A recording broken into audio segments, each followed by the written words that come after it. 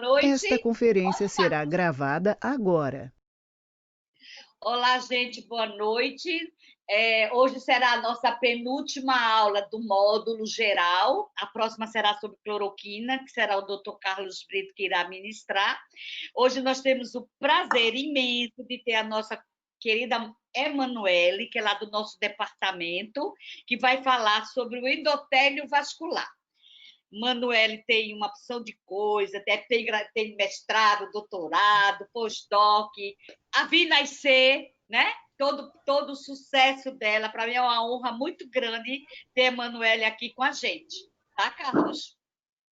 Agora é todo Ok, vai ser um prazer imenso. Estamos fechando aí praticamente aí o ciclo do curso e é um prazer tê-la aqui, uma honra, né? E a gente ver que as crias que se formaram estão superando os mestres, isso é bom. Isso faz com que a gente se sinta gratificado, que a missão está sendo cumprida. Então, isso é muito bom. Parabéns a você pelo seu sucesso, pela sua competência. Mas vamos lá, começar a sua apresentação. Vou colocar agora na tela.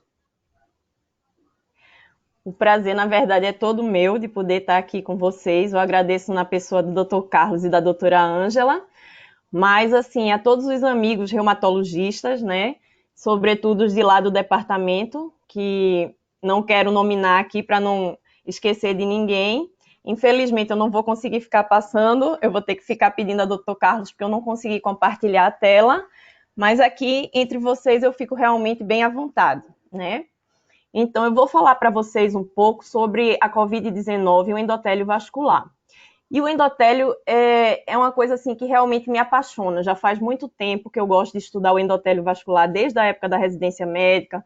O período que eu passei na França, assim, eu fiz um trabalho lá envolvendo endotélio. A minha linha de pesquisa depois, com relação ao doutorado e o pós-doutorado, foi em pacientes com HIV, estudando o complexo médio-intimal, a dilatação fluxo mediada da artéria braquial. E aí o endotélio sempre esteve muito presente na minha vida. E de repente, então, eu me deparo com essa nova doença, uma doença realmente inusitada, que fez o mundo parar, né? Estamos todos aqui parados diante dela. E uma doença que realmente desconstruiu, que desacelerou e que demandou que nós pudéssemos fazer várias reflexões. Então, eu queria dizer que hoje os dados atuais mostram que no Brasil nós temos em torno de 955 mil pessoas infectadas e 46 mil óbitos. E a gente sabe que no Brasil, infelizmente, ainda existem subnotificações. Então, é uma doença realmente bastante relevante e que todo o esforço que a gente dedicar para estudar sobre ela, para falar sobre ela, é fundamental no intuito de conseguir chegar a essa resolução. Próximo, por favor. Então, sem conflitos de interesse, né? O coronavírus, na verdade, é a terceira vez que ele aparece a nível de mundo, né? Em 2002, nós já tivemos a síndrome respiratória aguda grave, que ela aconteceu na China, ficou lá localizada. Depois, em 2012, nós tivemos a MERS. E agora, em 2019, dezembro de 2019, começou essa pandemia, inicialmente na China, né, em Wuhan, e depois espalhou-se pelo mundo inteiro. Próximo. Então, aqui nós temos um trabalho que eu fiz com outros colegas também, um e-book com Simone Brandão, com o Dr. Emanuel Sarinho, com Leila, que é hematologista, com Júlia, uma aluna bem dedicada. E a gente vê que a imunidade, o endotélio e a coagulação, eles estão diretamente envolvidos na COVID-19, né? Próximo. Então, com relação à apresentação clínica, o SARS-CoV ele foi identificado, né, inicialmente naqueles pacientes que apareceram com aquele quadro de pneumonia atípica, que era caracterizada inicialmente pela febre, a tosse seca, a dispneia progressiva, né? Aqui ao lado nós temos um estudo interessante, onde ele vai separando pelo percentual, né, a apresentação clínica, e a febre ela é realmente bem frequente, em torno de 88%, né? Nós temos também aqueles sintomas como ageusia, como anosmia, que também são muito frequentes e, inclusive, bastante específicos, né? A dispneia e essa tosse seca que vai evoluindo para essa dispneia progressiva nos casos que vão, de fato, agravar, né? Então, no estudo da China, nesse estudo de Hu, ele já observou nesse estudo populacional que 81% das pessoas elas apresentavam os sintomas leves, mas 14% da população ela evoluía para uma doença grave, dos quais 5% eles necessitavam de atenção, né, em unidades de terapia intensiva, por conta da falência respiratória e de múltiplos órgãos. Então, quando eles evoluíam para esse estágio de maior gravidade, são pacientes que realmente demandam muito esforço, muita atenção e muita dedicação. Então, compreender por que alguns indivíduos progridem para essa forma grave da COVID é realmente o ponto-chave, né? Porque se as pessoas ficassem na forma assintomática ou na forma leve, tudo estaria muito tranquilo. Mas, assim, as pessoas que evoluem para a forma grave, se não existir uma atenção especial, elas têm uma elevada mortalidade, né? Fora a morbidade que também fica. Então, em relação às fases da doença, pode passar, doutor Carlos. Em relação às fases da doença, a gente observa que ele tem aquela fase 1, né? Que seria aqueles pacientes que vão ficar na fase leve, inicial, né? E temos alguns sintomas como diarreia, mialgia, né? Ageusia, anosmia, que são realmente bem específicos. E daí eles começam a evoluir para aquela fase pulmonar, que seria aquela fase 2, a 2A sem hipóxia, a 2B com hipóxia, certo? Onde já começa a ter a dispneia, a taquipneia, e a fase 3, que é aquela fase da hiperinflamação. Então, inicialmente, a gente achava que fosse uma síndrome da inflamação pulmonar e extrapulmonar, que seria a LH-HS, né? Linfohistiocytose hemofagocítica secundária. Só que no caso da LH-HS, né, que inclusive foi levantado o H-score, que a gente consegue baixar facilmente, né? Tem o link aqui abaixo, mas se você pesquisar no Google, facilmente você consegue identificar o H-score, que seria com relação à inflamação. E ele é um teste assim, bastante específico e sensível, e ele teria, quando ele está acima de 169, ele vai ter 93% de sensibilidade e 86% de especificidade. Então, inicialmente pensou-se que seria essa LH-HS, né? E nesse caso, ela teria que vir também associada com a hepatosplenomegalia. Então, aos poucos, à medida que foi se descobrindo mais sobre a doença, foi observado que, na verdade, era uma síndrome de ativação macrofágica, estava muito mais para isso, porque a hepatosplenomegalia não é muito frequente. Então, a partir do momento em que o vírus entra, né, vai existir essa hiperativação imunológica e não existe a eliminação adequada dos macrófagos, que são ativados pela célula NK, né? E também pelos linfócitos T citotóxicos. Então, assim, existe uma participação da imunidade inata, da imunidade adaptativa, e essa resposta inflamatória excessiva, que ficou conhecido como tempestade de citocinas, ela faz com que tenha esse mecanismo inflamatório exacerbado, que é ainda mais agressivo do que o próprio vírus em si. Próximo, por favor. Então, aqui nós temos o vírus, né, o SARS-CoV, ele tem a proteína spike, a proteína S. Essa proteína ela vai se ligar ao receptor da enzima conversora de angiotensina 2, e a partir daí ele vai introduzir o seu material genético na célula e vai fazer a replicação. Um detalhe importante, que mais na frente a gente vai falar sobre a heparina, é que acredita-se também, já tem alguns grupos pesquisando, mostrando que o vírus ele também tem os receptores para o heparan-sulfato, certo? E esse heparan-sulfato ele vai estar na membrana basal, então o vírus ele se liga inicialmente ao heparan-sulfato para daí se ligar ao receptor do ACE2. E aí o que acontece? Quando as heparinas elas estão circulando, né, postula-se que ele vai funcionar como se ele estivesse fechando no vírus, né, os receptores do heparan-sulfato, impedindo assim com que o vírus pudesse se ligar ao heparan-sulfato da membrana, impedindo assim que ele pudesse se ligar ao ACE2 e adentrar na célula. Então, essa também é uma das hipóteses que faz com que a heparina ela também possa ser apresentada com a finalidade de diminuir a replicação viral. Mas aí, o que seria importante? A partir do momento que o vírus também se liga ao receptor do ACE2, ele vai bloquear, né, esse receptor e não vai existir a conversão da angiotensina 2 na angiotensina 1A7. Essa angiotensina 1A7, ela tem um efeito modulador, né, um efeito de regular aquela vasoconstricção. Então, a partir do momento que ele está bloqueado, a gente vai ter, né, um bloqueio da vasodilatação, a gente vai ter uma maior agregação plaquetária, ou seja, todos os efeitos da angiotensina 1 e 7 vão estar bloqueados e, dessa forma, nós temos uma tendência maior à vasoconstricção e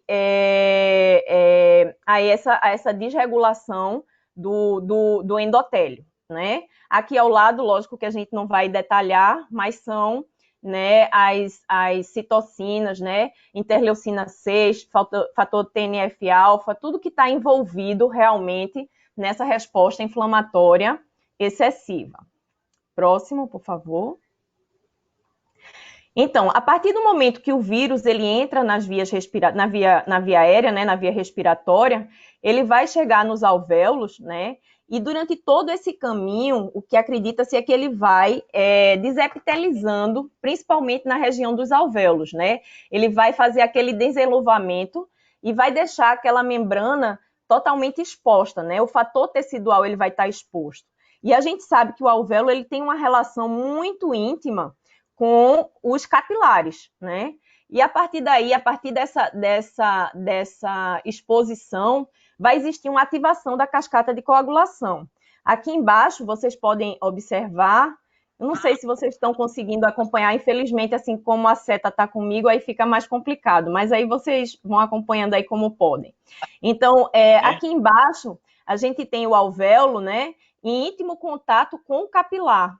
E a partir do momento que você tem aquela inflamação alveolar, né, o que é que vai acontecer? O capilar, ele vai ativar e vão formar aqueles microtrombos, que são os famosos microtrombos que estão presentes, né, que já foram identificados em vários estudos pós-morte nos pacientes da COVID. Então, isso faz observar que aquele pulmão, que ele inicialmente ele já apresenta hipóxia, mas ele é um pulmão que não é um pulmão da SARG clássica, logo a princípio. Não é? Ele é um pulmão que ele tem uma boa complacência no começo, né? Depois ele vai evoluir para a SARG clássica mesmo. E aí observou-se que como é que esse pulmão ele tinha uma boa complacência e o paciente oxigenava tão mal, né? Então aí foi postulado o quê? Foi visto também nesses estudos pós-morte, né? E foi imaginado que isso poderia ser consequência realmente de um quadro vascular, de embolia, né? De embolia pulmonar, só que com aqueles microtrombos primários. Então, não é frequente aquele tromboembolismo venoso, onde se forma a trombose, vai ser identificado também trombose venosa profunda de membros inferiores, né, mas não tão frequentemente como se pensava diante do quadro de embolia pulmonar. Então, por quê? Porque eles fazem aqueles microtrombos primários e eles fazem trombose arterial primária dentro do pulmão mesmo. Então, como eu falei para vocês, esse epitélio alveolar, que ele vai estar desnudado pela ação viral, vai ter uma grande exposição desse fator tecidual, a ativação da coagulação, os microtrombos e o alvéolo em contato direto com esses capilares, né? Então, os microtrombos vão fazer com que exista a circulação alta, né, do fator de degradação da fibrina, e daí a gente observa que nos casos da COVID grave, existe uma elevação importante do dedímero, não é? Só que é importante a gente saber o seguinte, tem alguns estudos que já estão postulando que o dedímero acima de 2.000 nanograma por ml, ele já é considerado assim como um importante marcador de gravidade, né? Mas não existe uma relação direta. Então, o dedímero ele tem um comportamento que não é tão regular. Às vezes, ele demora muito para subir e, às vezes, mesmo quando a inflamação e quando a doença está respondendo, a hipóxia está melhorando, ele demora muito também para descer. Então, assim, mas mais na frente a gente vai ver estudos que correlacionam realmente esses níveis elevados de dedímero E também já foi visto dedímeros elevados em outras doenças, como o Zika vírus, como a chikungunya também. Então, essa trombose, como eu falei para vocês, é uma trombose direta das artérias pulmonares, né? E a CIVD seria uma CIVD trombótica. É um paciente que sangra pouco, né? A parte hemorrágica vai ser realmente muito mais no final, quando o paciente evolui para as outras complicações. Próximo, por favor. Então, o endotélio, ele é um órgão que é ativo, ele tem função endócrina, parácrina, autócrina, e ele é indispensável para a regulação do tônus e para a manutenção da homeostase vascular, certo? A intensidade dessa resposta imune do SARS-CoV, ela vai interferir negativamente nessa função endotelial, certo? E, como eu falei para vocês, outros vírus também, como o HIV, eles já têm comprovação de influência no endotélio, assim como a síndrome metabólica que o HIV provoca, que as medicações que são utilizadas, algumas classes também provocam, e por isso eu também encontrei espessamento do complexo mesenquimal em pacientes com HIV, que são inclusive preditores de mortalidade e de doença cardiovascular isquêmica. Então, assim, não é a primeira vez que um vírus se mostra tão íntimo com o endotélio, né? E aí o ponto-chave, né? As doenças pré-existentes que estão ligadas ao endotélio, elas são realmente fatores importantes associados à gravidade da Covid-19, né? A gente observa que nos estudos populacionais muito frequente a hipertensão, a obesidade, o diabetes, resistência à insulina. Inclusive, assim, a mortalidade da população da Covid, que inicialmente na China foi mais nos idosos, depois que chegou aos Estados Unidos, né, que tem uma população jovem, mas uma população doente, né, adoecida, que tem doenças associadas, né, muitos hipertensos, muitos obesos, então foi observado que existia também uma mortalidade muito alta nessa população mais jovem, e isso aí era principalmente consequência dessas doenças pré-existentes do endotélio, porque o endotélio ele ficava tipo mais hiperreativo, né? E a partir do momento que o vírus entrava em contato, era mais fácil desencadear aquela resposta exacerbada que é tão deletéria, né? Então, vocês observam que nessa rede de comunicação fica muito evidente porque que na forma grave existe essa relação direta entre o sistema imune, hiperinflamação, endotélio e coagulação, que eles estão, assim, ciclicamente mesmo envolvidos, né? Então, aqui ao lado vocês podem observar doenças de base, né? Que já deixam aquele endotélio mais reativo, ativando mais as citocinas, cascata da coagulação, com a formação das fibrinas, né? Tem uma diminuição dos inibidores de coagulação, né? Vai ser muito frequente também a gente observar o aumento do PAI-1, que é o inibidor do plasminogênio ativado, que vai diminuir, assim, a fibrinólise. E por conta disso, essa cascata da coagulação também ela é tão importante, essa hipercoagulabilidade ela é tão importante nos pacientes que evoluem para a forma grave da COVID. Como eu já falei para vocês também, a trombose ela é muito mais frequente e a hemorragia ela vai acontecer mais no final, naqueles casos mais graves, onde já vai começar a haver o consumo do fibrinogênio e das plaquetas. Gostaria de falar alguma coisa? Ou posso seguir? Pode seguir. Ah, tranquilo. Então, passe aí, por favor, doutor Carlos. Então, o que a gente procura, na verdade, seria esse ponto de equilíbrio, né? Mas esse vírus, ele veio realmente para desequilibrar tudo, para desconstruir tudo e para fazer com que a gente revisse realmente muitos conceitos. Então, esse aumento da interleucina 6, do fator TNF-alfa, ele é muito frequente, né? Tem essa diminuição da remoção da fibrina também. E aqui ao lado a gente observa mais uma vez o vírus, né, entrando no receptor, ele se ligando ao receptor do ACE2, né? E a gente observa também que várias células, como os adipócitos, as células das ilhotas pancreáticas, as células dendríticas, os macrófagos, as células endoteliais, né? Eles apresentam receptores TLR4, e aí, em resposta a essa resposta imune, vai existir uma exacerbação dessa produção de interleucina 6 e do TNF-alfa, que são tão presentes nesta forma grave da doença. Próximo, por favor. Então, como eu falei para vocês, as doenças cardiovasculares, a hipertensão, diabetes, obesidade, elas são, esses pacientes que apresentam esse tipo de doença, eles são bem mais propensos a desenvolver os quadros graves da COVID. E nessa coorte prospectiva de 2 hospitais de Nova York, esse autor aqui embaixo, Kami, ele fez um estudo entre 1º de abril, eu não estou vendo aqui ao lado, acho que eu não estou vendo outro dia, mas enfim, foi agora iniciado no dia 1º de abril, e ele fez um estudo de 1.150 pacientes, e 257 pacientes eles evoluíram para a forma crítica da doença. Então, ele observou, né, com relação a essa população, que a mediana da idade era de 62 anos, a maioria dos pacientes eram do sexo masculino, e as doenças crônicas, elas eram muito prevalentes. 82% da população era hipertensa, 63% da população era diabética, e 36%,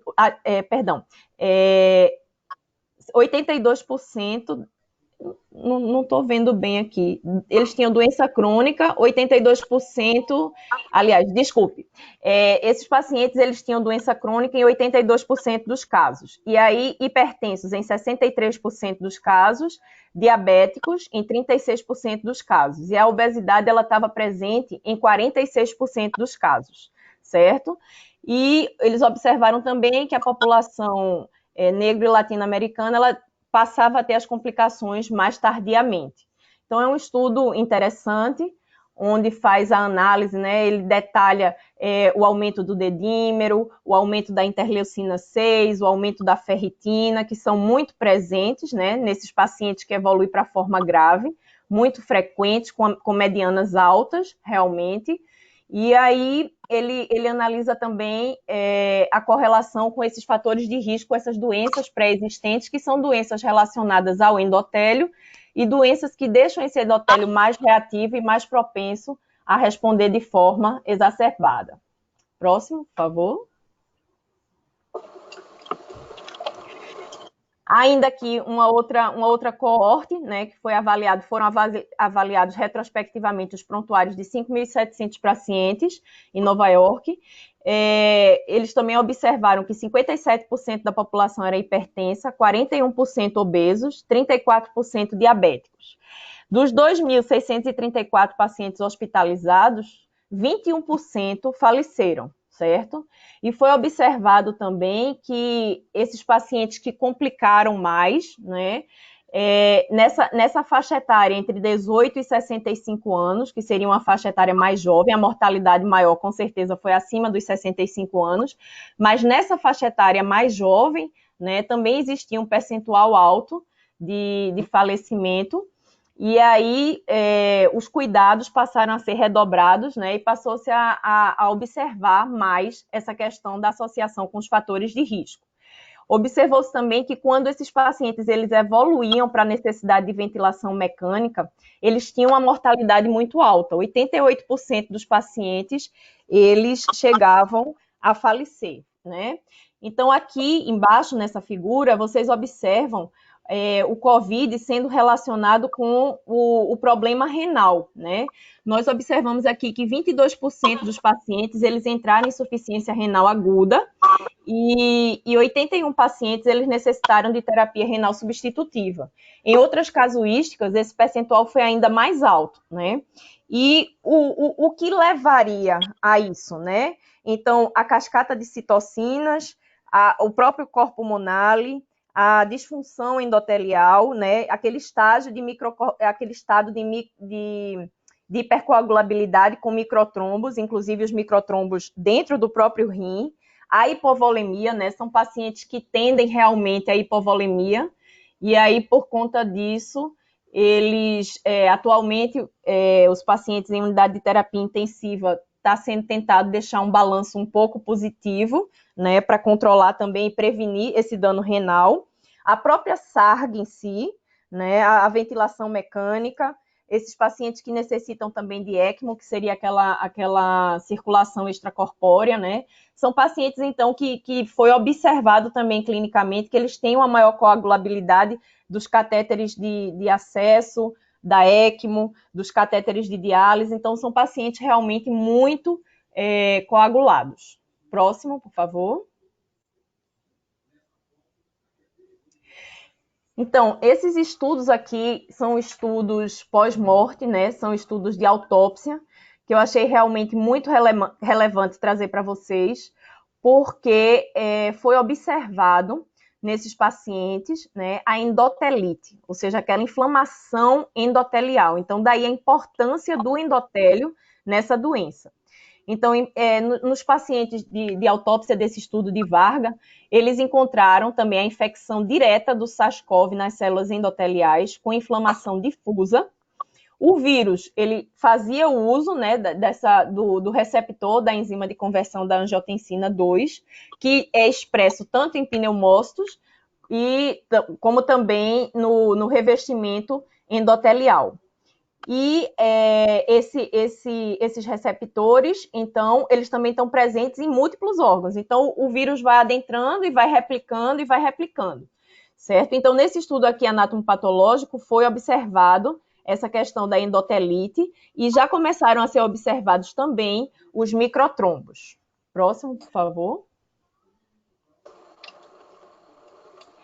Esse é um outro estudo muito interessante de Arkman, onde ele também observa, ele fez uma comparação muito interessante entre o COVID, os pacientes infectados pelo SARS-CoV-2, né, a COVID-19 e a influenza, certo? E aqui, ó, na microscopia eletrônica de segmentos do pulmão, aqui a gente observa, nessas figuras em preto e branco, doutor Carlos, aqui em cima, nessas 4 figuras, isso. Nessa primeira aqui do canto esquerdo superior, seria a parte dos alvéolos e dos capilares íntegros, certo? E aqui ao lado, vocês observam ela totalmente desconstruída, certo? Por conta de toda aquela agressão viral. Então, postula-se também a introdução das heparinas mais precocemente antes de chegar nesse estágio, porque a partir do momento que tem essa destruição, essa desnudação completa, essa endotelite, né, a partir daí começa a cascata de coagulação, os microtrombos, e aí fica mais difícil a evolução da doença. Então, aqui, ó, aqui embaixo, ele aponta nessas setinhas os microtrombos.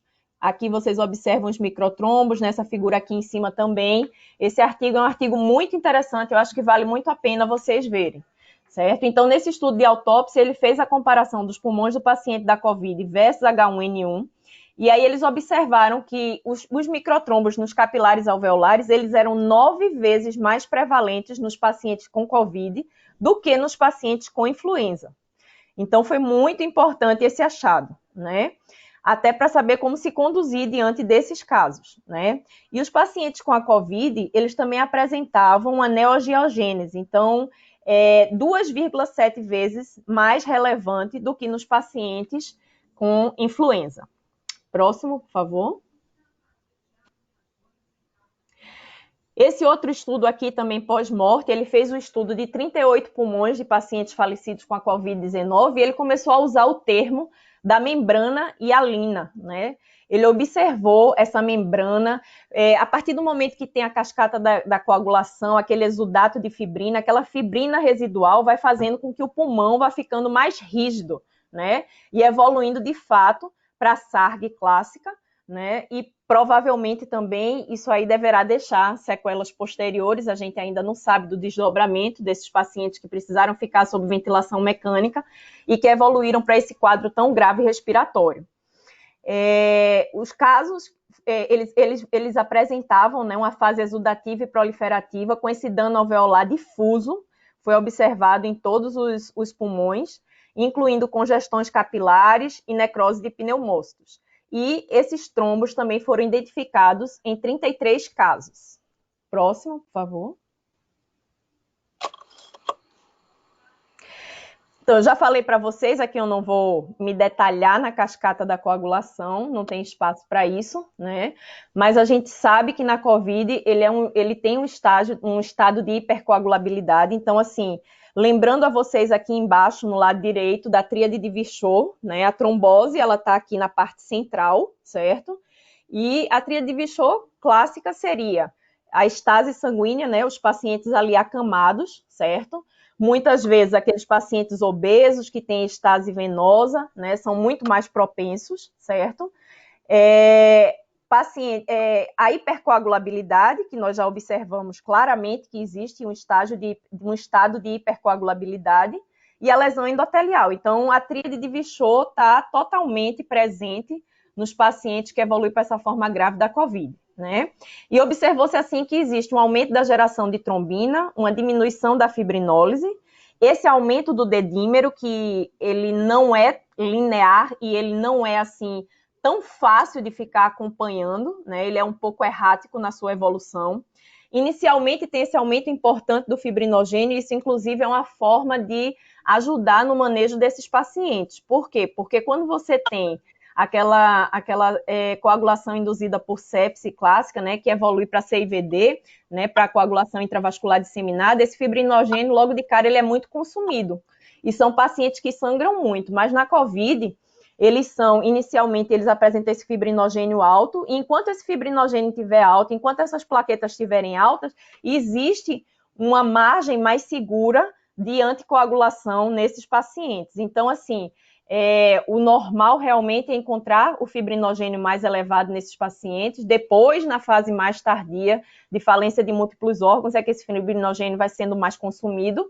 E também as plaquetas, elas tendem a ser, esses estudos todos têm demonstrado que elas se mantêm na média, ou às vezes até um pouco acima da média. Então, a contagem de plaquetas, ela só vem cair realmente quando já está no estágio de falência de múltiplos órgãos, certo? E ele tem esse tempo de protrombina também aumentado. Próximo, por favor. Então, aqui tem alguns estudos, né, que falam da coagulação nos pacientes com COVID, né? Aqui a ISTH, que seria a Sociedade Internacional de Trombose e Hemostasia, ela fez recomendações importantes. Então, chama a atenção que a complicação trombótica, elas são, de fato, bem mais frequentes nos pacientes com COVID. Um estudo francês retrospectivo, esse aqui de baixo, de litígios, ele sugeriu investigar sistematicamente a TEV, né, que seria o tromboembolismo venoso, e fazer uma anticoagulação terapêutica precoce nos pacientes que necessitavam de cuidados em unidade de terapia intensiva. Foi um estudo pequeno, 26 pacientes, 8 receberam a anticoagulação profilática e 18 receberam a anticoagulação plena, né, de acordo com o risco de tromboembolismo venoso.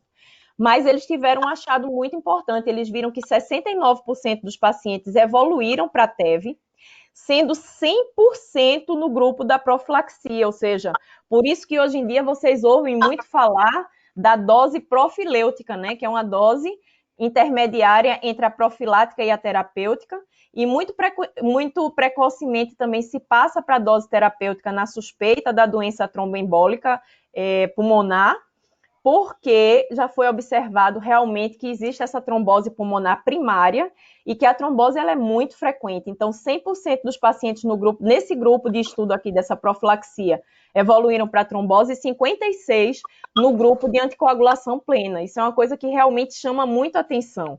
Mas, ao mesmo tempo, também inquieta muito, né? Porque por que o grupo com coagulação plena também, ainda assim, evoluiu para trombose, né? Mas, assim, como foi um estudo que tinha outras falhas, né? Falhas mesmo estruturais, aí a gente não consegue responder a certas perguntas. Então, assim, mas também a gente observa que agora aqui no Brasil, assim como no mundo inteiro, tem vários estudos focados, né, na anticoagulação, seja na fase hospitalar, na fase pós-hospitalar, uso de diferentes drogas. Então, realmente, isso é muito importante para ver se, de fato, né, os pacientes com anticoagulação plena ainda assim continuam evoluindo para essa trombose. Talvez seja até necessário uma anticoagulação maior, né? Então, surpreendentemente, E eles perceberam essa incidência de TEV muito alta, mesmo nos pacientes anticoagulados. E aqui embaixo eu chamei um pouquinho a atenção à Espanha, porque a Espanha foi um local onde eles trabalharam pouco a anticoagulação. Inclusive, hoje em dia, eles estão bastante preocupados, né, com o desdobramento disso, com as sequelas que vão ficar nesses pulmões, e já estão, inclusive, montando ambulatórios de hipertensão pulmonar, porque eles acreditam que muitos vão evoluir para essa hipertensão pulmonar secundária. Próximo, por favor. Então, nesse estágio hiperinflamatório, a gente viu que existe ativação plaquetária, a disfunção endotelial, a estase sanguínea, quer dizer, é um prato cheio, né, para a hipercoagulabilidade. E essas condições, elas estão relacionadas diretamente à trombose venosa e também trombose arterial, que também tem sido identificada nesses pacientes. Então, como eu falei inicialmente para vocês, a gente viu que ela faz uma coagulopatia induzida pela sepse, certo? Muito semelhante. E depois ela vai evoluindo para essa coagulação intravascular disseminada, lembrando que ela é predominantemente trombótica, só mais no final é que ela vai ser hemorrágica, né? Então, vai ter aquela microangiopatia trombótica. Os pulmões, eles são prioritariamente afetados, né, o órgão de choque realmente, e a hipoxemia é um fator de risco também muito importante para a trombose. Então, de acordo com as artérias acometidas, também existem manifestações clínicas arteriais. Acidente vascular cerebral, acidente vascular encefálico tem sido muito frequente nos pacientes com COVID, isquemia mesentérica tem sido identificada, infarto agudo do miocárdio, oclusão arterial de membros inferiores, inclusive com necessidade de amputações, então tudo isso tem sido também observado.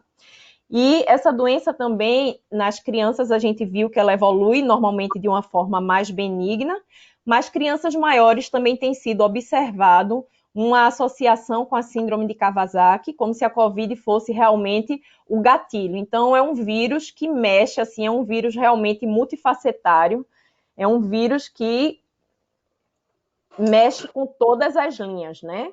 Próximo, por favor. Aqui eu não vou me detalhar, mas só para vocês saberem, né? A gente precisa seguir scores clínicos, né? De risco de trombose. O score de Pado é um score clínico, o score de Caprini é um score cirúrgico, mas Caprini, assim, ele fez uma adequação, né, já para os pacientes com a COVID, onde ele acrescenta, né, COVID assintomática, ele acrescenta 2 pontos, sintomáticos 3 pontos, e sintomático mais dedímero elevado 5 pontos. E aí aqui depois, se vocês quiserem, vocês podem dar uma olhadinha nos pontos que são chamados a atenção, né, para pontuar, para ver o maior risco dos pacientes de desenvolver a doença tromboembólica, né? E aí tem os pacientes com baixo risco, com risco moderado e com risco alto para indicar, assim, a profilaxia. Próximo, por favor. O score de Wells, né, que seria para risco de embolia. E em tudo que os pacientes eles estão anticoagulados, precisa-se também fazer o acompanhamento desse paciente, porque a gente viu que eles também podem evoluir posteriormente para o sangramento, né? E eles em anticoagulação plena, eles podem sangrar mais facilmente. Então, vocês precisam acompanhar pelo IMPROVE ou RASBLED, que são scores de risco de sangramento, né? Quando esse risco está baixo, você mantém aquela profilaxia ou a dose terapêutica. Se esse risco vai aumentando, as plaquetas vão caindo, o fibrinogênio vai caindo, vai se ajustando assim as doses da heparina e esperando que nesse meio tempo, né, o pulmão vá respondendo e que a coisa vá se desenrolando. Próximo, por favor. Então, aqui, esse estudo é um estudo que eu chamei a atenção aqui de vocês, o estudo de Tang, foi um estudo retrospectivo. Aqui, para mim, está ficando pequena a visualização, mas ele tem em torno de 1.800, são 1.786, eu acredito, pacientes, né? E 449 pacientes, eles necessitaram de internamento evoluindo para forma grave, certo? E existiram aqui os pacientes que foram anticoagulados e os pacientes que não foram anticoagulados. E foi visto os pacientes que evoluíram para óbito entre os anticoagulados e os que evoluíram para óbito entre os que não foram anticoagulados.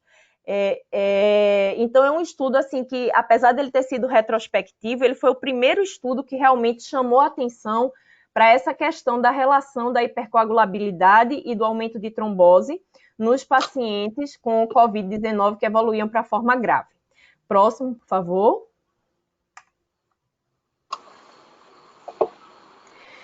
E aí, aqui nós podemos observar, né, que desses 449 pacientes que evoluíram para essa forma severa, 61% praticamente, eles tinham doenças pré-existentes, certo? 39% hipertensos, 21% diabéticos, 10% doença cardiovascular. 22%, no caso dos pacientes, 99 pacientes, eles receberam anticoagulantes, né?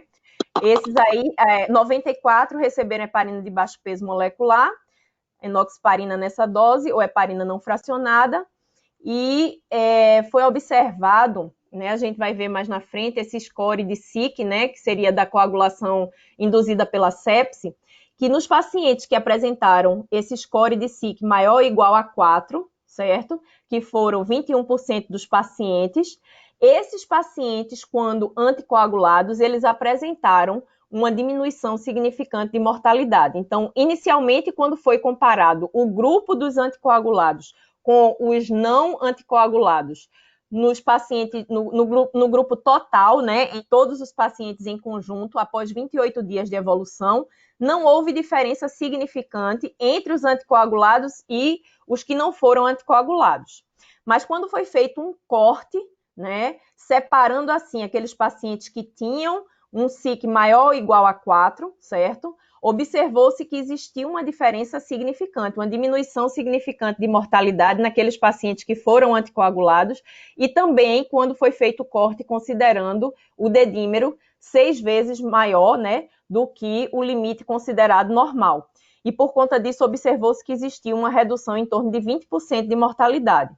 Então o estudo sugeriu dessa forma que o uso de terapia anticoagulante, principalmente a heparina de baixo peso molecular, ela parece estar realmente associada a um melhor prognóstico dos pacientes com a forma grave, sobretudo quando se considera esse SIC maior ou igual a 4 e também o dedímero mais elevado, né? Muito elevado. E a heparina, então, foi recomendada por eles, mas nesse momento aqui, que foi logo no início, eles ainda necessitavam de mais estudos para conseguir fazer a validação dessa informação. Próximo, por favor. Aqui ao lado, vocês observam, foi feita uma comparação de mortalidade entre os pacientes, certo? Aqui embaixo foi colocado os níveis de dedímero, certo? E quando esse dedímero ele estava realmente acima de 3.000, observou-se que os pacientes que estavam anticoagulados, eles tinham uma mortalidade bem menor do que os pacientes que não estavam anticoagulados.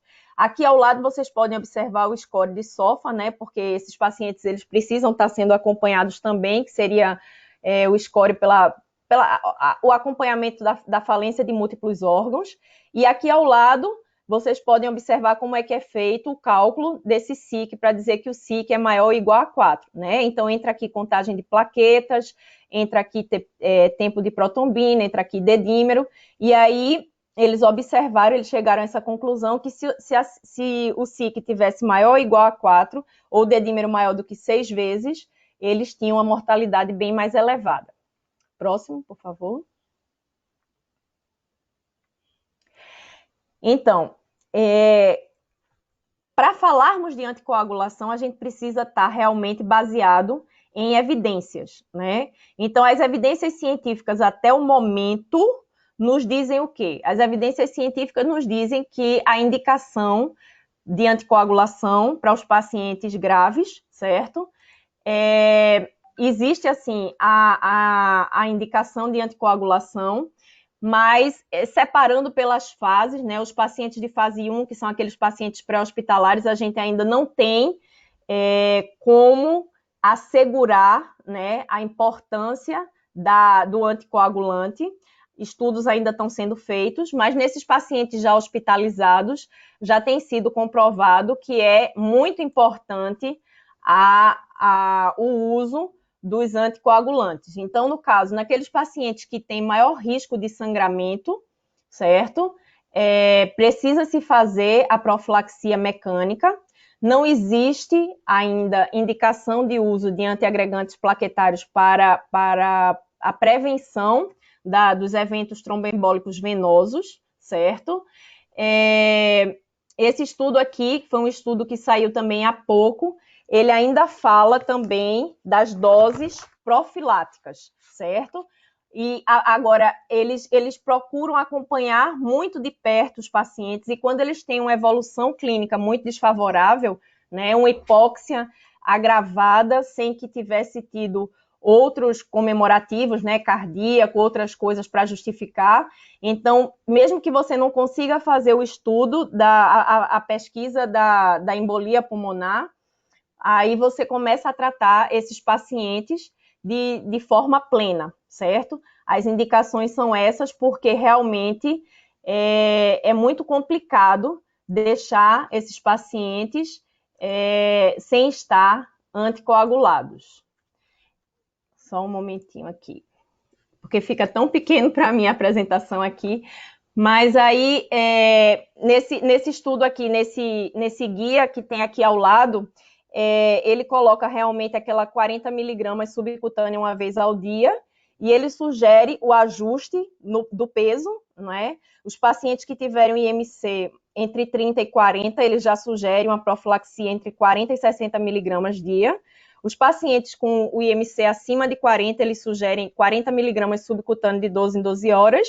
E os pacientes que têm o IMC acima de 50, eles já sugerem 60 miligramas subcutâneo de 12 em 12 horas da enoxaparina, né? Aqui ao lado dessa tabela, ela está no nosso e-book, vocês podem acessar facilmente. Então, ele vem trazendo informações com relação a também o uso de heparina não fracionada, quando você tem a plaquetopenia, né? E aí, você, preferencialmente, você vai fazer o uso da heparina de baixo peso molecular e vai fazendo esse controle também do fibrinogênio e das plaquetas e usando o score daquele de risco de sangramento, o IMPROVE ou RASBLED, para poder analisar o risco que esses pacientes vêm apresentar, certo? Próximo, por favor. Aqui é um outro estudo onde ele sugere, né, ele postula algumas sugestões, né? Ele fala que a tromboprofilaxia ela seria preferencialmente com heparina de baixo peso molecular ou fondoparinux. Essa, em relação à heparina não fracionada, seria prioritária. E, por sua vez, vão ser também a heparina não fracionária prioritária em relação aos DOACs, que seriam os anticoagulantes orais de ação direta, certo? Então, eles não indicam o uso de antiagregantes plaquetários, certo? Eles não indicam o rastreamento para pesquisa de trombose em pacientes assintomáticos. Por quê? Porque esses pacientes, assim, eles estão numa situação de muita gravidade, então é difícil você fazer o deslocamento desses pacientes para uma pesquisa de embolia pulmonar, por exemplo. O ultrassom, ele pode ir até o paciente, mas muitas vezes esses pacientes se encontram pronados, certo? Então tem aquele risco de transmitir a infecção para outros profissionais sem necessidade, e aí aquele ponto-chave, né? Que muitas vezes o trombo, ele não é venoso, que migra para o pulmão. Ele é um trombo realmente já dentro do pulmão. Então, essa embolia primária faz com que, se os pacientes eles estiverem tendo um agravamento daquele quadro de hipóxia sem outras justificativas, já passe para a dose realmente de tratamento. Então, essa heparina de baixo peso molecular e as não fracionadas, elas são preferenciais, né? No caso, quando tem o diagnóstico de trombose venosa profunda proximal ou de embolia pulmonar. E todos os pacientes que têm a trombose proximal e embolia pulmonar, eles devem permanecer pelo menos 3 meses em tratamento. Próximo. Aqui a gente tem um outro estudo também, onde foi feito uma revisão, né, de todos os trabalhos até então publicados com relação ao tema. E aí eles fizeram uma análise crítica e eles fizeram 22 sugestões ou recomendações, como os autores chamam, em relação a essa questão da profilaxia nos pacientes. Então, eles dizem que os pacientes hospitalizados, sejam aqueles que tenham sido agudamente internados ou já aqueles que estão mais críticos, se eles não tiverem contraindicação, eles têm que ter uma tromboprofilaxia anticoagulante. Eles sugerem que seja preferencialmente, como eu disse, com heparina de baixo peso molecular ou fondoparinux. Isso preferencial em relação à não fracionada e isso preferencial em relação aos anticoagulantes orais. Também não recomenda o uso de antiagregantes. Esses pacientes que estão internados e que estão com essa tromboprofilaxia, eles sugerem, porém, né, então o que a gente tem de evidência até o presente momento é realmente que eles sugerem que essa dose da heparina ela seja a dose profilática. Então, esses autores eles sugerem que seja preferencialmente a dose profilática em relação à dose intermediária, tá aqui embaixo nesse item 4, do lado esquerdo.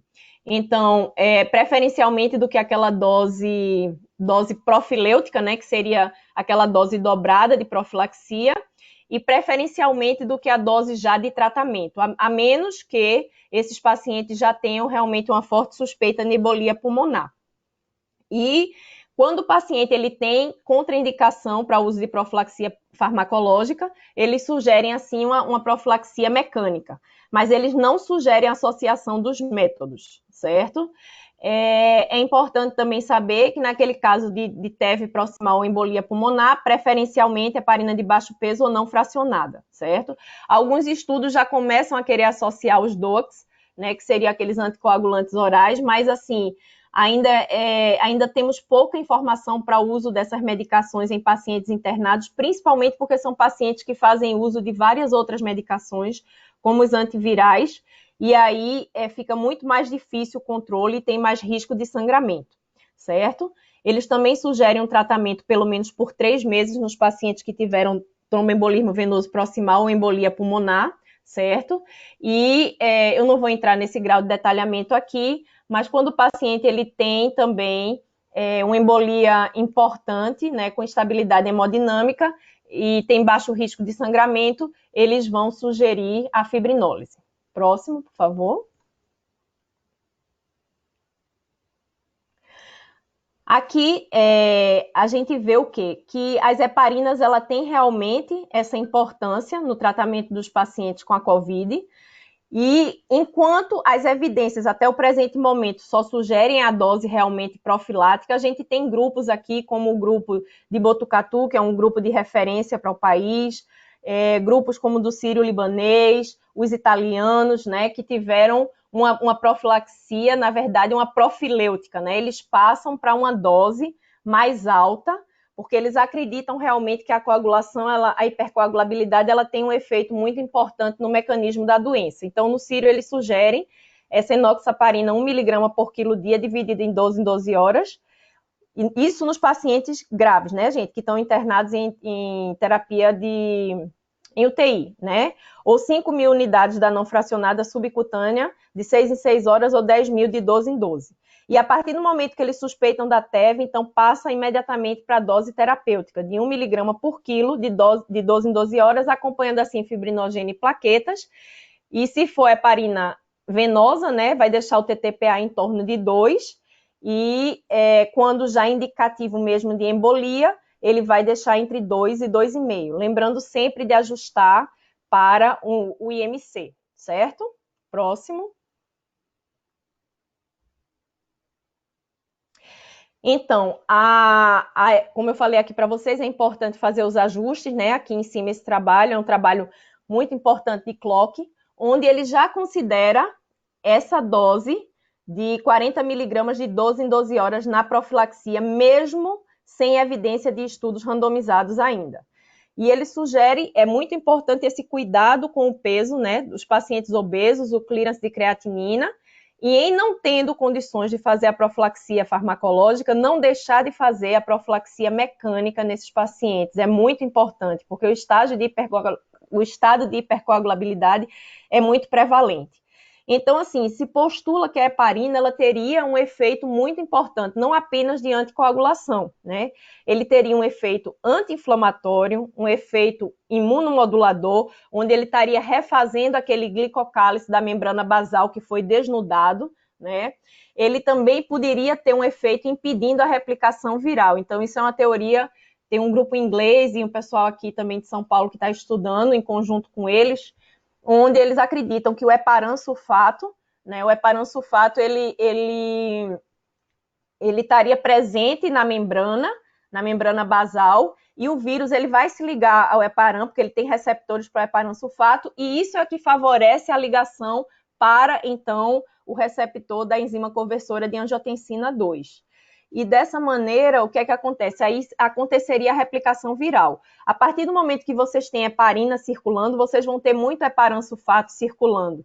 E aí o que é que acontece? É como se o vírus ele ficasse com seus receptores já preenchidos por esse heparan sulfato e não se ligasse aos receptores da membrana basal, impedindo assim com que eles também se ligassem assim ao receptor do ACE2 e podendo ter uma importância também em evitar a replicação viral. Além desse efeito anticoagulante, né, que é, de fato, prioritário. E também, assim, a heparina teria uma cardioproteção, teria uma estabilidade. Então, é uma medicação que realmente vem mostrando ter uma participação importante no tratamento desses pacientes que evoluem para a forma grave.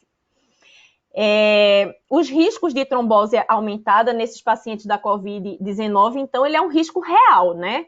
Nas várias fases da doença. Nós já observamos durante todo esse tempo que eu estou falando aqui para vocês. E o objetivo seria frear essa hipercoagulação logo no início, né?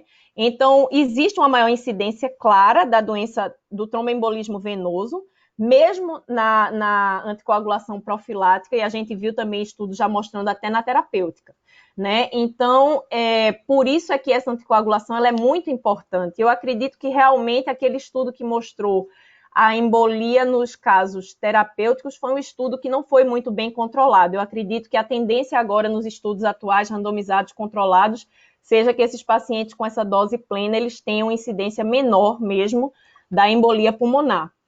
E dessa forma poderia prevenir assim, né, o paciente evoluir para ventilação mecânica. Será que isso seria possível? Se fosse, seria maravilhoso, né? Evitando assim as sequelas, diminuindo também o tempo de ventilação mecânica, tendo também um impacto maior na função renal desses pacientes, né? Evitando que eles evoluíssem para esse estágio de insuficiência renal aguda e para falência de múltiplos órgãos.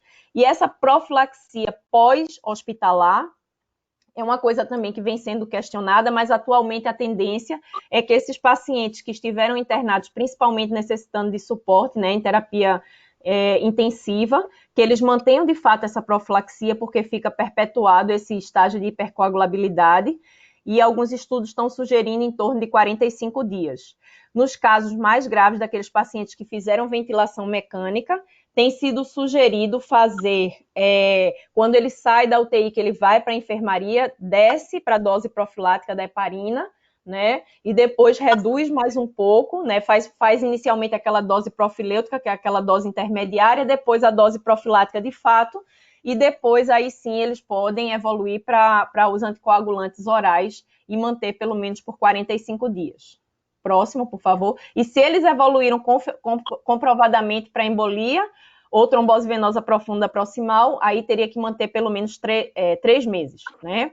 Então, esse estudo aqui, ele fala sobre as 10 coisas que a gente aprendeu sobre a COVID, né? Então, a gente já aprendeu realmente muito, mas ainda temos muito a desvendar, né? Sobre o vírus, sobre a infecção em si, sobre a imunidade, sobre a inflamação, sobre a trombose, sobre os testes diagnósticos, né, sobre os aspectos clínicos, sobre as terapias que podem ser propostas, né, a gente está em busca realmente dessa terapia que possa fazer com que esses pacientes possam responder de uma maneira melhor, que possam ter menos replicação viral, que possam ter menos inflamação, né? As vacinas, né, uma esperança muito grande que nós temos, né? Já tem sido mostrado que aqui no Brasil, pelo fato da gente ter BCG, há muitos anos, eles vêm respondendo de uma forma melhor e parece ter uma reação cruzada, né? A MMR também parece ter uma reação cruzada. E as pesquisas, né? Muitas pesquisas estão sendo feitas, né, no intuito realmente de conseguir chegar a essas respostas. Próximo, por favor.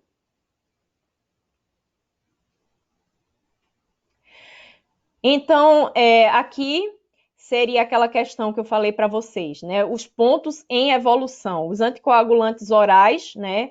Alguns grupos também, pela situação de pandemia, seguindo esse protocolo estabelecido pela Universidade de Washington, eles começam também a sugerir, mesmo ainda sem muitas evidências, nos pacientes de fase 1, nos pacientes hospitalizados menos graves, né? Porque sem interação com outras medicações, né? E aqui a gente tem alguns exemplos de medicação, mas não deveria usar em pacientes em UTI, não deveria usar em pacientes com clearance de creatinina abaixo de 30. O ISTH, ele não recomenda em MC acima de 40, e muitos estudos estão em andamento, muita resposta a gente ainda vai ter, né? Mas é uma medicação que é útil principalmente no pós-hospitalar, certo? Fazendo aquela transição que eu disse a vocês, usa heparina de baixo peso, 7 dias, 1 miligrama por quilo de 12 em 12, certo? Dividido de 12 em 12, que seria aquela dose profilêutica, né? Depois, mais 7 dias, 1 miligrama por 0,5 miligramas por quilo dia, e depois passaria para o DOAX. Próximo, por favor. Então, aqui, para finalizar, né, nós observamos, assim, que o que a gente sabe até então da COVID é que existe uma participação muito importante da imunidade, né? A imunidade inata, a imunidade adaptativa. O endotélio, eu vou puxar a sardinha aqui do meu famoso endotélio, ele é realmente o rei do pedaço. Vamos tentar estabilizar esse endotélio, deixando ele menos reativo, né?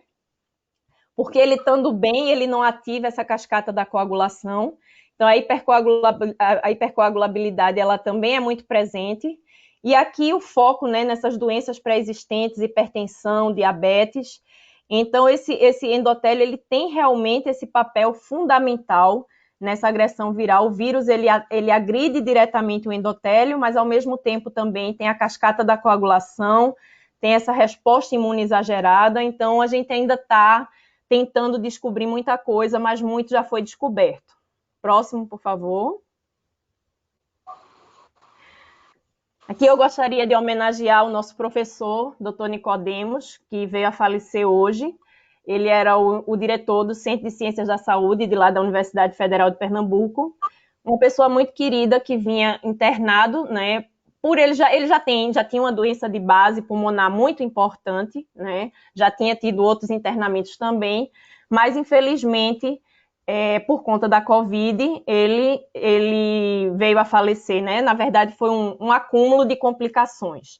Então, eu coloquei ele hoje, primeiro, pela importância dele, segundo, para que ele represente todas essas pessoas que faleceram, né, por conta da Covid, e por eles é que nós da área de saúde estamos incansavelmente, seja os da linha de frente, sejam os pesquisadores, tentando descobrir, né, o máximo que podemos para poder ajudar a população, para poder ajudar realmente a gente superar toda essa pandemia. Obrigada. Manuele, obrigada, querida. Olha, eu vou te dizer, o endotélio é o rei do pedaço mesmo, viu? Estou aqui, pasma. Nossa, acho que a gente aprendeu bastante. Não é por menos que eu sou apaixonada pelo endotélio. Desde o HIV, agora com a Covid, eu vejo que ele realmente é o rei do pedaço. Professora Emanuele, foi a aula excelente. Ainda bem que está gravada, que a gente vai poder copiar um bocado de coisa dessa aula. Nossa, eu vou olhar ela todinha de novo. Vindo do senhor, a sua também foi maravilhosa, a de Ricardinho, eu venho acompanhando, de Rafaela. Na semana que vem vamos fechar com chave de ouro com a nossa mestra, né? Que foi... já trocamos de mestre, quem vai falar é Carlos, da semana que vem. É? Não sabia. Mas, enfim... Hoje à noite. Tá certo. Mas então, com certeza, também será maravilhoso. Eu vi a aula dele na semana passada e foi, assim, muito boa mesmo. Vou dar um spoiler. Eu, Simone, Esdras, dois alunos lá da Universidade, Júlia e Gustavo, e também, ai meu Deus, não posso esquecer quem é mais o grupo, Camila, uma radiologista, e Lúcia, endocrinologista. Nós estamos preparando um material aí na parte de obesidade, em breve vai estar saindo, e aí, assim, mostrando realmente que esses pacientes jovens, eles têm motivo para complicar, né? E vamos tentar aí chegar nesse ponto de equilíbrio. E aí, vamos, Carlos, abrir para as perguntas? Vamos abrir para perguntas, se tiverem perguntas. É só um dado, né? Fiquei com pena, assim, de não ter conseguido projetar, mas eu acho que deu para vocês acompanharem, né? Porque o fato de eu não poder estar mostrando, aí às vezes fica mais complicado. Mas superamos o problema da internet. Além da sua didática muito boa da oratória, os slides ficaram didáticos. Então, mesmo que não estivesse apontando, visualmente ficou perfeito. Aprendemos bastante. É interessante, né, Emanuele? Você sempre volta para as mesmas questões. Claro, além das alterações que você comentou, ligado ao próprio endotélio vascular, as alterações de Wischel que levam a esse fenômeno, volta de novo às histórias da citocina, né? Será que, de fato, a gente intervir nessa citocina, né, diminui, de fato, o efeito sobre o endotélio vascular? Quer dizer, a interleucina 6 aparece, como sempre, e TNF, né, que eu sou um apaixonado pelo bloqueio do TNF, os dois voltam a aparecer como vilões, de fato, também na questão dos eventos trombóticos, do endotélio vascular, né? Será que esse mecanismo tem alguma coisa mostrando aqueles estudos de intervenção? Eu acho que provavelmente não, mas eu mesmo assim vou perguntar, você está mais atualizada, em relação às drogas bloqueando IL-6 ou TNF, tem algum benefício nesses pacientes do ponto de vista de evento trombótico? Correlacionando assim diretamente com a trombose ainda, com esse desfecho, eu tenho pesquisado muito, mas assim, eu não achei ainda um estudo que realmente comprovasse as medicações que pudessem intervir de fato, né, bloqueando a interleucina e o TNF já agindo diretamente na coagulação, mas talvez seja por conta do time, né? Se a gente conseguisse agir antes, né, dessa cascata, dessa resposta, né? Então, aí, assim, a gente procura os pacientes que têm a doença pré-existente fazer uma estabilização desse endotélio para ele ficar menos reativo e, a partir do momento que o vírus entra, tentar ver as drogas que impeçam a replicação viral e que impeçam também essa resposta inflamatória.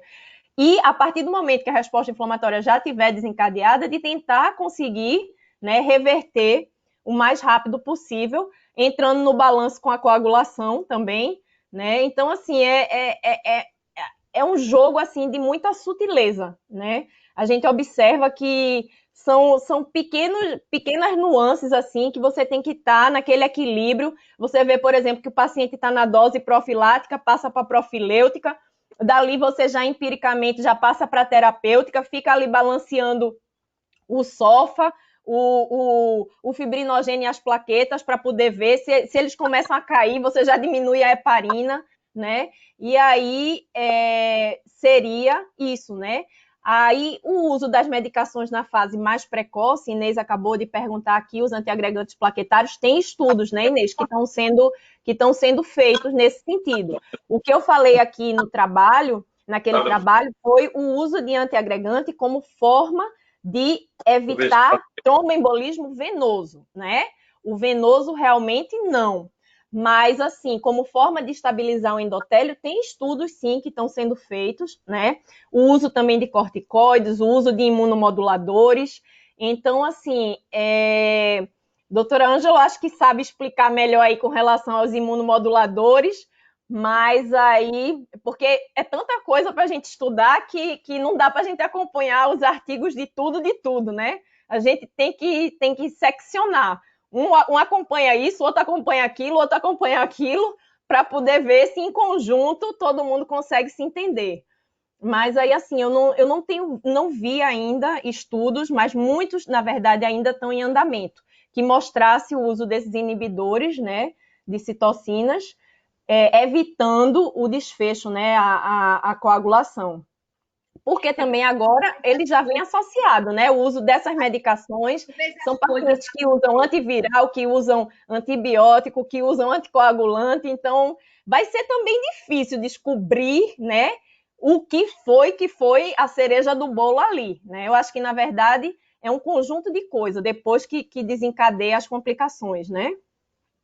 É que talvez se a gente conseguisse, a gente estava conversando terça-feira, não foi, Carlos? Porque tem duas coisas que são bem importantes, é o estórano de citocina e a microcoagulação. Como é que a gente vai trabalhar essas duas coisas no momento em que a gente, possivelmente, tudo vai começar pela imunidade antes. Então, se a gente conseguir a janela de oportunidade que a gente estava conversando e bloquear toda aquela cascata da inflamação, a gente vai contribuir bastante para que os microtrombos se formem menos, eu imagino.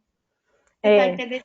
Então, é por isso também que a gente viu que a heparina ela não tem esse efeito só anticoagulante, ela tem um efeito anticoagulante, anti-inflamatório, restaurador do glicocálix, que foi desnudado, né, pela ação direta do vírus e pela ação da cascata da coagulação.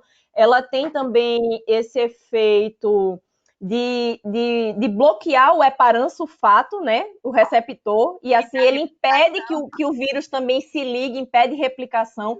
Então, assim, seria uma droga realmente que poderia ser usada mais precocemente, né, nesse sentido, para conseguir ter menos desdobramento de inflamação. A gente já tem, né, estudos, essa semana saíram já estudos randomizados mostrando o uso de corticoides, né, a partir do momento que começa a hipóxia, eles estão fazendo aquela pulso, né, mas aí, assim, a gente queria um pouco mais naqueles pacientes ainda na fase 1, né, porque a gente... Antes, né, Manuela? A gente queria saber se tem algo a fazer naqueles pacientes que ainda estão na fase 1 para que eles não chegassem nessa fase 2 e nessa fase 3, né? E, enquanto isso, também rezar pela vacina, né? Vai que a BCG, a MMR tem realmente uma indicação de revacinar. A Adriana fez aqui alguma pergunta, deixa eu dar uma olhadinha aqui. Eu vou ler para você aqui. Em pacientes que apresentam um dedímero entre 2 e 3 vezes o valor superior ao normal, a profilaxia para a trombose para TEV deve ser realizada, por exemplo, com heparina de baixo peso molecular, 40 mg ao dia, ou deve ser uma dose intermediária, maior que a profilática padrão e menor que a terapêutica? Foi isso que eu falei um pouquinho aqui também naqueles estudos, né? Que esse dedímero, ele é muito elevado. Então, nos pacientes que têm a COVID, assim como chikungunya, assim como zika, ele, mais até do que os pacientes que têm embolia pulmonar clássica, ele é um marcador, que ele é um produto de degradação da fibrina, mas ele é um marcador, assim, muito sensível para trombose e para embolia e pouco específico. Então, quando ele dá negativo, estou falando isso de uma maneira geral, independente da COVID. Quando ele dá negativo, pouco provável de ter. Quando ele dá positivo, muito provável, mas aí a gente tem que ver se de fato a especificidade dele para saber, porque doenças inflamatórias, infecções, tudo também pode aumentar o dedímero. E aí o que acontece? Na COVID tem sido observado que existe um aumento muito mais importante do dedímero do que em outras, na doença tromboembólica clássica, né? E muito provavelmente por conta de toda essa cascata inflamatória que a doença apresenta, então ele sobe muito mais. Mas o dedímero, ele tem esse comportamento errático, assim, a gente não consegue se guiar por ele. Por quê? Porque às vezes ele demora um pouco para subir, às vezes ele demora um pouco para descer, mas já foi observado que dedímero acima de 2.000 já é associado a um agravamento, né? É um marcador de gravidade para esses pacientes. Agora, o que a gente tem nos guias, todos aqueles estudos que eu mostrei para vocês, né? O que a gente tem publicado, baseado em evidência realmente, é o uso da dose profilática, que seria 40 mg subcutâneo uma vez ao dia, da heparina de baixo peso molecular, certo? Nos pacientes, assim, em torno de 80 quilos, né? Mas a gente viu também que a opinião dos experts ela é muito importante. A gente tem grupos como o de Botucatu, do Sírio-Libanês, que vem tendo uma experiência muito favorável, os italianos, usando essa dose profilêutica, que seria 40 mg subcutâneo de 12 em 12 horas, né? E evoluindo muito rapidamente para a heparinização plena, quando existe esse agravamento com a suspeita importante de TEV, uma suspeita importante de embolia pulmonar, mesmo sem conseguir diagnosticar a embolia nos lugares que não é possível. Então, assim, a indicação formal é dos 40 miligramas subcutâneo, lembrando de ajustar ao clearance de creatinina, lembrando de ajustar ao peso. Mas já tem muita gente fazendo os 40 miligramas subcutâneo de 12 em 12 horas, que seria essa dose profilêutica. Perfeitamente. Eu acho Eita! que tem mais alguma pergunta aqui. Por quanto tempo manter a coagulação? A Adriana perguntou. Após coagulação... No caso dos pacientes que confirmaram embolia ou trombose proximal, os estudos eles sugerem manter pelo menos 3 meses, né? Mas, classicamente, a embolia pulmonar a gente trata muito mais tempo. Então, a gente trata pelo menos 6 meses, tem gente que trata 1 ano e meio. Então, assim, mas pelo menos os 3 meses teria indicação de tratar. E nos pacientes que não tiveram, mas que precisaram ser hospitalizados, precisaram principalmente de ventilação mecânica, foi observado, né, que pacientes evoluem para morte súbita posteriormente, provavelmente por oclusão arterial, né, de coronária. Tem paciente evoluindo com embolia pulmonar porque eles não saem com a dose de profilaxia. Então, tem indicação, sim, hoje em dia, de manter pelo menos 45 dias dessa dose profilática. E nos casos mais graves, né, eles sugerem fazer, quando ele sai da UTI que vem para a enfermaria, faz aquela redução para a dose profilêutica, depois faz a redução para a dose profilática e só aí é que introduz os DOACs mesmo. Ou antivitamina K, né? Porque nem sempre o paciente ele tem condições de usar o DOACs. Muito bem. Eu acho que aqui não tem mais nenhuma pergunta. Foi ótimo. Mais uma noite. Mais uma noite, hein? Maravilhosa. Vale a pena esse período de pandemia. Obrigada, Manuelinha. Parabéns. Obrigada, pessoal. Parabéns à sua mãe, Jocelene, né? Alegria, né? Lembrando com certeza, ela é uma referência para mim, assim como a senhora. Obrigada mesmo pela minha formação, né? A minha família, que também tem... Eu estou aqui, né, online com os meninos e tudo, mas para também conseguir fazer essas produções, às vezes preciso dar uma enrolada neles, no marido, né? Então, agradeço realmente pela paciência, por entenderem que eu gosto de estudar, né? E que eu gosto de ir atrás realmente, mas é isso. Perfeitamente. Obrigada.